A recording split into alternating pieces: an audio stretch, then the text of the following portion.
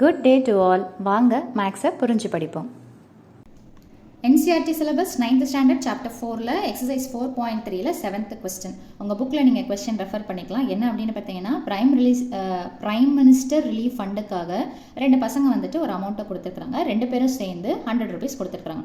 இதை வந்துட்டு நீங்கள் லீனியர் ஈக்குவேஷனாக ஃப்ரேம் பண்ணணும் அப்படின்னு சொல்கிறாங்க. ரொம்ப சிம்பிள் தான். இந்த அமௌண்ட்டு கொடுத்ததுக்கு வந்துட்டு நம்ம ஒரு பேரை கொடுக்க போகிறோம். யாமினி கொடுத்த அமௌண்ட்டை எக்ஸ்ன்னும் ஃபாத்திமா கொடுத்த அமௌண்ட்டை ஒய்ன்னு சொல்கிறாங்க. ஓகேங்களா? சேர்ந்து கொடுத்தாங்க அப்படின்னாலே என்ன போடணும்னு பார்த்தீங்கன்னா, எக்ஸு ஒய், அதாவது யாமினி கொடுத்தது எக்ஸ், ஃபாத்திமா கொடுத்தது ஒய், சேர்ந்து கொடுத்தாங்க டுகெதர் அப்படின்னாலே என்ன வந்துடும் பார்த்தீங்கன்னா ப்ளஸ்ன்னு சொல்லிட்டு வந்துடும். எவ்வளோ அமௌண்ட் கொடுத்தாங்கன்னு பார்த்தீங்கன்னா 100. அவ்வளோதான். லீனியர் ஈக்குவேஷன் நம்ம ஃப்ரேம் பண்ணி முடிச்சாச்சு. இப்போ அடுத்தது என்ன கொஸ்டின் சொல்கிறோம், கொஸ்டினில் என்ன கேட்குறாங்கன்னு பார்த்தீங்கன்னா, இதை வச்சு கிராஃபை நீங்கள் ஃபார்ம் பண்ணணும் அப்படின்றது. கிராஃப் ஃபார்ம் பண்ணுறதெல்லாம் உங்களுடைய சாய்ஸ். எக்ஸுக்கு இது தான் கொடுக்கணும் அதுதான் கொடுக்கணும்லாம் எதுவும் கிடையாது. Always go for the simpler values to frame the graph. அவ்வளோதான், சிம்பிளான கான்செப்ட். இப்போ நான் என்ன பண்ணுறேன் அப்படின்னு பார்த்தீங்கன்னா, இதை ஈக்குவேஷன் 1ன்னு சொல்லிட்டு வச்சுக்கிறேன். எக்ஸோடைய வேல்யூ 0ன்னு வைக்கிறேன்னு வச்சுக்கோங்களேன். ஃபர்ஸ்ட் ஈக்குவேஷனில் தான் சப்ஸ்டியூஷன் பண்ணி ஆகணும். இது 0 ஆயிடுச்சுன்னா என்ன ஆகிடும்னு பார்த்தீங்கன்னா, y is equal to 100. அப்போ பாயிண்ட்டை எடுத்து எழுதுனா ஃபஸ்ட்டு எக்ஸ் தான் வரணும், தட் இஸ் 0. அடுத்தது y வரணும், தட் இஸ் 100. ஓகேங்களா? எக்ஸ் 0ன்னு வச்சுன்னா அப்படியே வைஸ் வர்ஸ் மாற்றி போடுங்க. y உடைய வேல்யூ 0ன்னு வச்சா எக்ஸ் என்ன வரும், இது 0 ஆயிடுச்சு. அப்போ என்ன வரும்னா எக்ஸ் இஸ் ஈக்குவல் டு 100.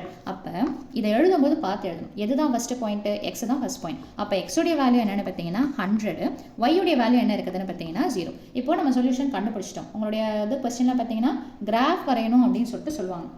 எப்போவுமே கிராஃப் வந்துட்டு பார்த்தீங்கன்னா இந்த கிராஃப் பேப்பர்லலாம் போட்டு வரைய மாட்டோம். சும்மா ரஃப்பான ஒரு எஸ்டிமேஷனில் தான் நம்ம கிராஃப் வரைவோம். இப்போ இந்த இடத்துல பார்த்தீங்கன்னா உங்களுக்கு வேல்யூஸ் பெருசாக இருக்குதுங்களா. So I can not go for 1 2 3 4லாம் போட முடியாது, 2 4ம் போட முடியாது. ஸோ பெட்டர் சாய்ஸ் என்னென்னு பார்த்தீங்கன்னா, எக்ஸ் ஆக்சிஸில் எத்தனை எடுக்கிறீங்கன்னு பார்த்தீங்கன்னா 10 யூனிட்ஸ்னு சொல்லிட்டு எடுத்துக்கோங்க. அதே மாதிரி ஒய்யையும் என்ன எடுத்துக்கிறீங்கன்னு பார்த்தீங்கன்னா 10 யூனிட்ஸ் அப்படின்னு சொல்லிட்டு எடுத்துக்கோங்க. ஸோ அப்போ என்ன வரும்னு பார்த்தீங்கன்னா, நான் சும்மா சாம்பிளாக தான் மார்க் பண்ணுறேன். நீங்கள் ஒவ்வொன்றா 10 100 1000 அந்த மாதிரின்னு சொல்லிட்டு 10 20 30ன்னு சொல்லிட்டு நீங்கள் மார்க் பண்ணிக்கணும். இப்போது எக்ஸில் என்ன இருக்குதுன்னு பார்த்தீங்கன்னா 0. So this is X axis, this is Y axis. So obviously இது என்னவாக தான் இருக்கும்னு பார்த்தீங்கன்னா ஆரிஜின். எனக்கு எந்த நெகட்டிவ் வேல்யூவும் கிடைக்காததுனால நான் என்ன பண்ணுறேன்னு பார்த்தீங்கன்னா வெறும் பாசிட்டிவ் சைட் கிராஃபை மட்டும் எடுத்து போட்டுக்கிறேன். சரிங்களா? எக்ஸோடைய வேல்யூ இங்கே என்ன இருக்குதுன்னு பார்த்தீங்கன்னா 0. அப்போ 0னா இங்கே இருக்கும். ஒய்யுடைய வேல்யூ என்ன இருக்குதுன்னு பார்த்தீங்கன்னா 100. ஃபார் எக்ஸாம்பிள் சே என்னோட 100 இங்கே இருக்குது அப்படின்னா, ஸோ இதுதான் என்னுடைய பாயிண்ட் மார்க்கிங். ஸோ ஏற்கனவே நான் சொல்லியிருக்கிறேன், பாயிண்ட்டை பிளாட் பண்ணும்போது எந்த பாயிண்ட்டும் கரெக்டாக பென்சிலை மார்க் பண்ணிவிட்டு ரவுண்ட் அப் பண்ணிவிட்டு அந்த வேல்யூவையும் எடுத்து எழுதுங்க. அப்போ தான் வந்துட்டு கம்ப்ளீஷன் கிடைக்கும். ஓகேங்களா? அடுத்தது என்ன பாயிண்ட் இருக்குது, 100 எதில், எக்ஸில். ஃபார் எக்ஸாம்பிள்ஸே எக்ஸில் என்னுடைய 100 இங்கே இருக்குதுன்னு வச்சுக்கோங்க. So this is 100.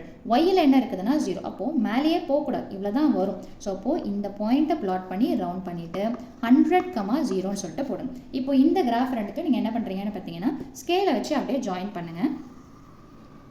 ஓகேங்களா? ஸ்கேலை வச்சு ஜாயின் பண்ணிவிட்டு எப்பவுமே கிராஃப்னால் கொஞ்சம் எக்ஸ்டெண்ட் பண்ணி நீங்கள் வரைஞ்சிக்கலாம். ஸோ வரைஞ்சிட்டு இன்னும் பெட்டராக இது பண்ணணும்னு பார்த்தீங்கன்னா, நம்ம கண்டுபிடிச்ச அந்த லீனியர் ஈக்குவேஷன் இருக்குது பார்த்தீங்களா, அந்த ஈக்குவேஷனை இந்த கிராஃபில் எப்போவுமே கிராஃப் வரைஞ்சால் அந்த கிராஃபுக்குன்னு சொல்லிட்டு ஒரு பேர் இருக்கும். அந்த ஈக்குவேஷனை எடுத்து என்ன பண்ணணும்னு பார்த்தீங்கன்னா கிராஃபில் நம்ம எடுத்து எழுதிடணும். ஸோ அவ்வளோதான் இந்த சம்மோட சொல்யூஷன்.